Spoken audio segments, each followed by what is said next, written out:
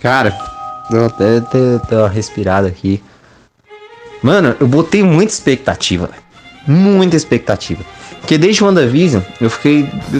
Certo, faz sentido com a história da Wanda, o rolê do luto, solidão, a história da série. Ficou até melhor do que se tivesse alguma entidade.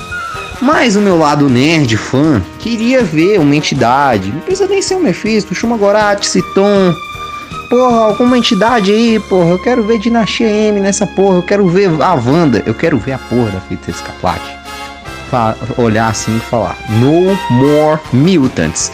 Eu quero ver a porra da Feiticeira Escarlate alterando probabilidade, realidade, loucaça, precisando de terapeuta e o cacete a 4 e meter na mão na cara do Doutor Estranho puto, revirando o Sarapatel e o Cabra 4. E porra, eu quero ver isso. Eu quero. Porra, Marlon, é tão difícil, velho. Sou fã, quero service. Sou fã, quero service. Porra, velho. Mano, é tão difícil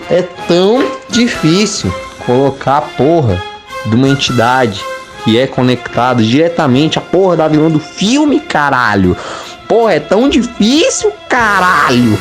Porra, velho. Tá, não, tá foda. Tá foda.